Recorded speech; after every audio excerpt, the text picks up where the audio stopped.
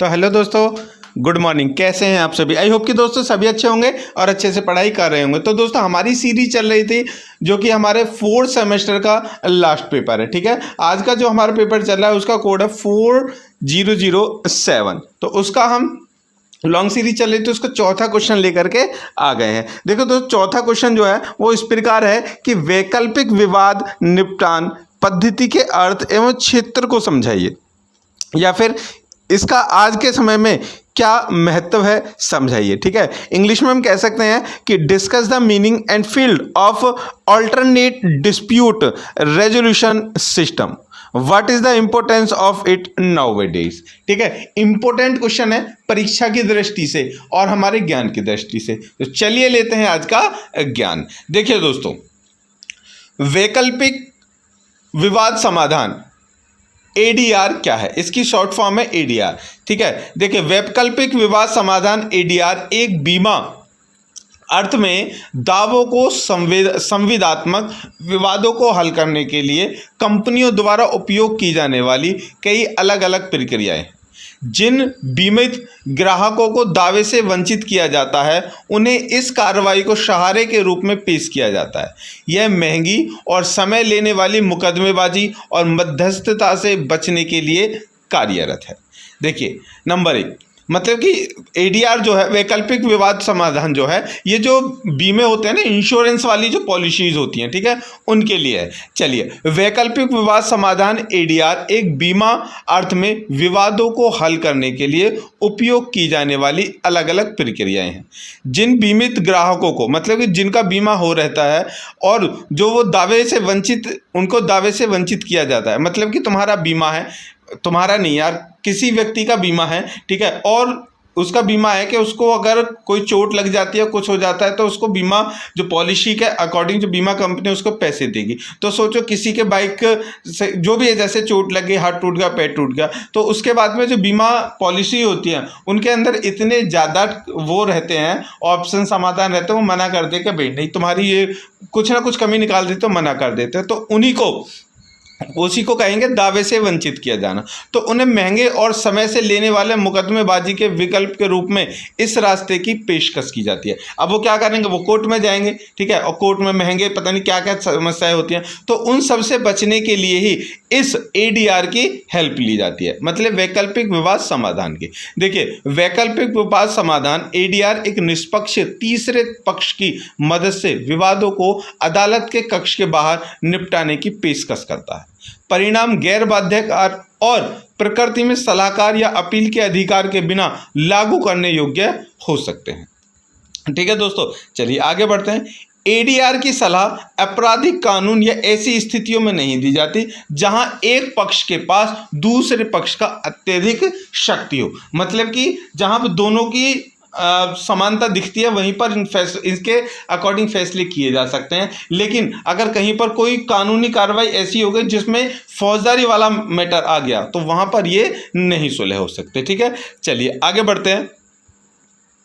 वैकल्पिक विवाद समाधान ADR कैसे काम करता है? देखिए, वैकल्पिक विवाद समाधान ADR को निष्पक्ष तीसरे पक्ष की मदद से विवादों को अदालत के कक्ष के बाहर निपटाने के लिए डिजाइन किया गया है।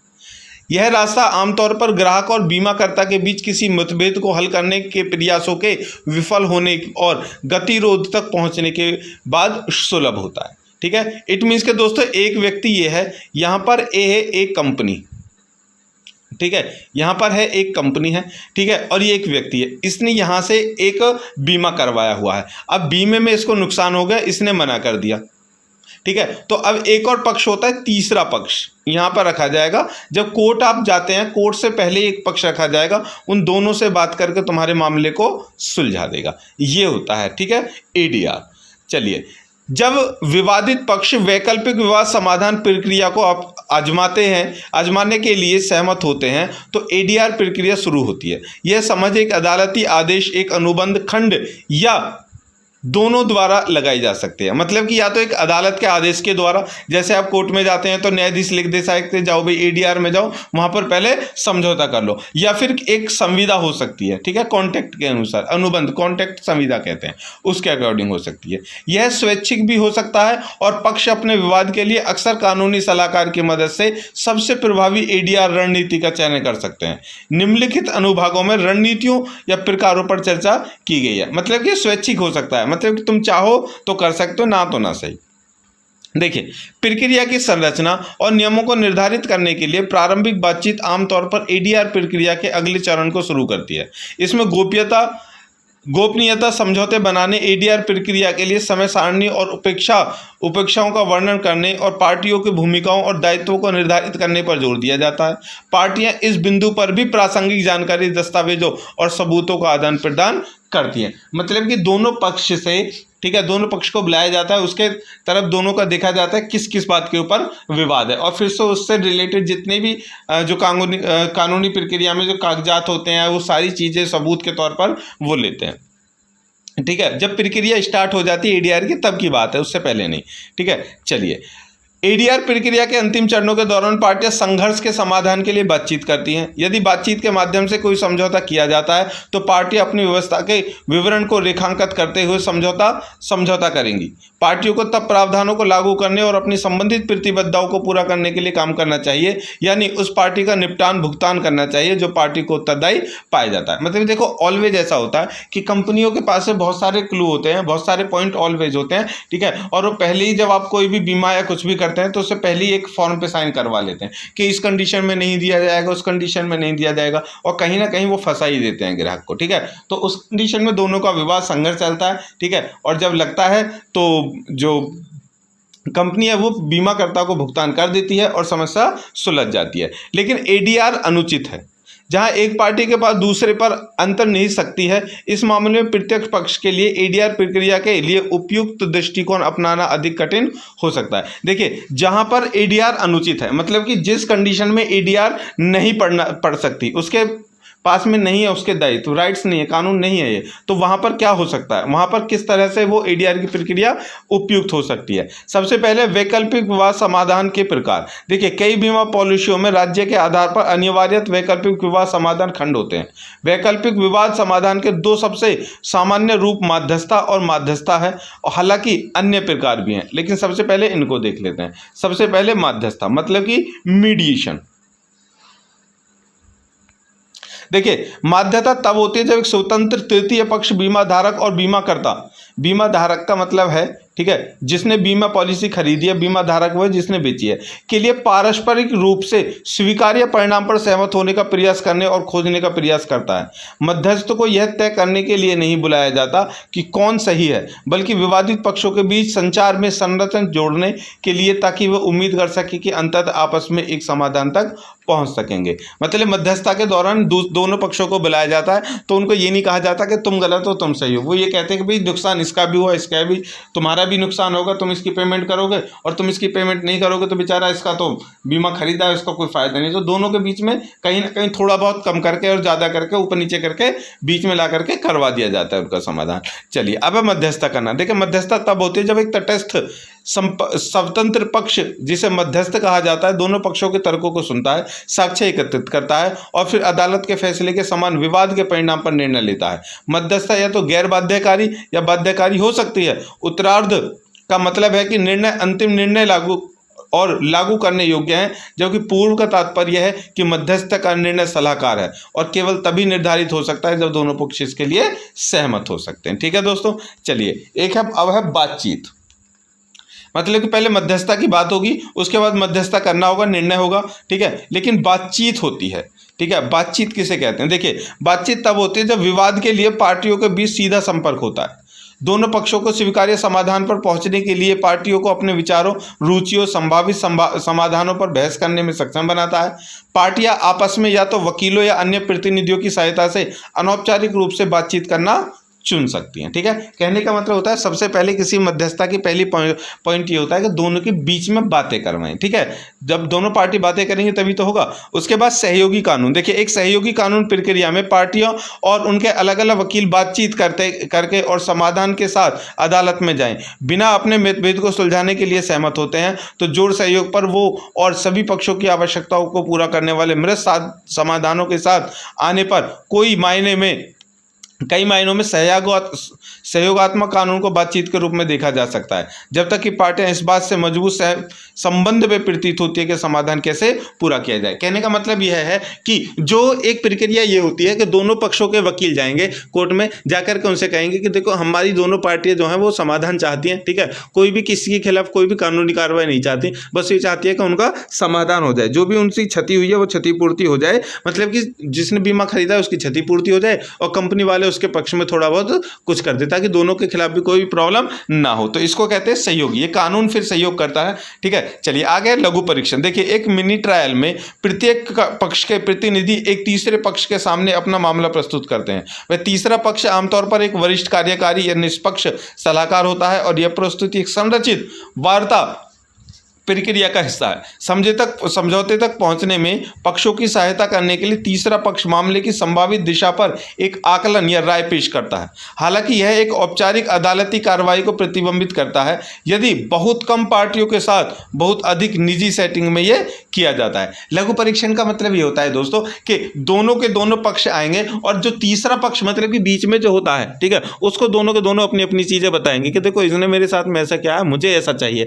पहला पक्ष कहेगा भैया मैंने तो ऐसा कुछ भी किया नहीं, मैंने तो ऐसा पहले ही बोला था कि ऐसा हो सकता है, उसने नहीं मेरी बात। तो दोनों पक्ष अपनी अपनी बात को तीसरा जो पक्षकार होता है जो उन दोनों का क्या करता है, सलाह करवाने वाला होता है, तो उसको बताते हैं। और फिर वो तीसरा पक्षी जो होता है, ठीक है, वो एक अपने निर्णय पर करता है कि दोनों पक्ष कहाँ तक वो आकलन कर लेता है कहाँ पर ये दोनों के दोनों मान सकते हैं। ठीक है, और फिर उनकी सेटिंग करा दी जाती है, मतलब कि मध्यस्थता करा दी जाती है।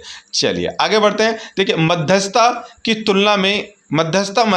तुलना में अधिक औपचारिक है और अधिक लचीलेपन और संघीय नियमों के बाहर कार्य करने की क्षमता के बावजूद एक परीक्षण जैसा दिखाई देता है।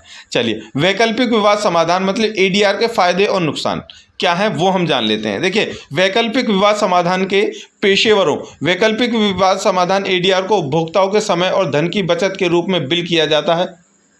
सिविल शूट का पीछा करना महंगा होता है और यदि आप अपने मामले को आकस्मिक आधार पर लेने के लिए एक वकील प्राप्त करते हैं तो आमतौर पर कम से कम 1/3 धनराशि छोड़ देंगे जो आपको दी जाती है। इट मीन्स कि देखिए जब वकील करते हैं, सबसे पहली बात तो एक न्यायिक प्रक्रिया कोई भी हो वो लंबी होती है। उसके बाद में जो वकील इनके बीच में होता है ना दोस्तों ऐसे मामलों में, तो वो वकील कह देता है भैया मैं तो तुम्हारा वो लड़ रहा हूँ केस, लेकिन जितनी भी तुम्हें रकम मिलेगी बीमा पॉलिसी से, ठीक है, अगर तुम्हें 1 लाख रकम मिली कम से कम भैया 40,000 तो मुझे देनी पड़ेंगे। ठीक है, और वो इस बात पर राजी हो जाते हैं। तो यहाँ पर वो 40,000 भी चले जाते हैं और लंबी प्रक्रिया को और सहना पड़ता है, प्लस फीस भी देनी पड़ती है वकील की। तो ये और फ़ायदा तो ये है कि जो है उनका, अगर फ़ायदा सबसे ज़्यादा ये है कि दोस्तों दोनों के साथ में अगर मिल जाते हैं, ठीक है, तो समाधान हो जाता है, ना कोई प्रक्रिया ना कोई कुछ। ठीक है, लेकिन नुकसान भी है। आगे क्या है, वैकल्पिक विवाद समाधान के विपक्ष। देखिए हालांकि वैकल्पिक विवाद समाधान एडीआर हमेशा अपने वादों को पूरा नहीं करता। कभी कभी यह रास्ता उतना ही महंगा और तनावपूर्ण हो सकता है जितना कि मुकदमेबाजी की यात्रा को बदलने की अपेक्षा की जाती है, खासकर जब एक पर्याप्त और जटिल दावा विवाद के अधीन हो और तथ्यों की व्याख्या कैसे की जाती है इसके बारे में व्यापक रूप से भिन्न विचार हो। कभी कभी ऐसा भी हो सकता है कि ईडीआर पे जाने के बाद में मामले आपके आसानी से ना सुलझे, तो उस कंडीशन में आपको लगेगा इससे तो अच्छा है कि न्यायिक प्रक्रिया को ही हमें अपनाना बेहतर होता। ठीक है, चलिए अनिवार्य मध्यस्थता केवल उतना ही अच्छा है जितना कि मध्यस्थ जो मामले की सुनवाई करते हैं कि कई बिचौलिए बीमा उद्योग से आते हैं, इसलिए बीमाकर्ताओं के दृष्टिकोण से एक और अंतर्निहित झुकाव हो सकता है। वे उद्योग के मानदंडों और मानकों द्वारा नीति में खंडों की व्याख्या कर सकते हैं जो पॉलिसी धारक या सामान्य उपभोक्ता बॉयलर प्लेट में एक खंड में पढ़ सकते हैं उससे काफ़ी अलग हो सकता है। इसमें सबसे बड़ी बात यह कि जो मध्यस्थता इनके बीच में जो कराते हैं ना, वो ऑलरेडी जो होते हैं ना वो बीमा पॉलिसी वाले ही होते हैं, मतलब कि उनमें से ही लेकर के उनको आते हैं, तो हो सकता है उनका पक्ष उनकी तरफ चला जाए। ठीक है, इस वजह से कहा जाता है। चलिए आगे चलते हैं। क्योंकि वैकल्पिक विवाद समाधान एडीआर हमेशा सीधा नहीं होता। पीड़ित पक्ष को सलाह दी जाती है कि वो पहले बीमा कंपनी के भीतर सभी अपीलों को समाप्त कर दे या विवाद समाधान पर विचार करने से पहले उनका प्रतिनिधित्व करने के लिए एक सार्वजनिक समायोजक को किराए पर ले। सार्वजनिक समायोजक बीमा दावा की जांच करते हैं और फिर एक रिपोर्ट के साथ मामले का अपना आकलन करते हैं, जिसे आप अपनी बीमा कंपनी को जमा कर सकते हैं। उन्हीं के कमीशन पर भुगतान किया जाता है, जिसका अर्थ है कि आपकी शिकायत सफल होने पर ही आपको उन्हें भुगतान करना होता है। ठीक है, आगे एडीआर का एक उदाहरण, गोल्डमैन सैक्स का $215 मिलियन का लैंगिक पूर्वाग्रह समाधान के संबंध में समझौता हो सकता है। कैसे? देखिए, एडीआर का उचित और अनुचित उपयोग। देखिए, हालांकि एडीआर कई मामलों में अनुकूल लग सकता है, लेकिन ऐसी कई स्थितियां हैं जिनमें इसकी सलाह नहीं दी जाती या उपयुक्त मुकदमेबाजी विकल्प नहीं है। इसके मूल में एडीआर का उपयोग आपके पड़ोसियों, एक बीमा दावे, एक मकान मालिक और किराएदार या एक निर्माण अनुबंध से जुड़े नागरिक कानून की कठिनाइयों को अपनाने के लिए कहा जा सकता है। ठीक है दोस्तों, क्योंकि यह हमेशा कारगर नहीं होता।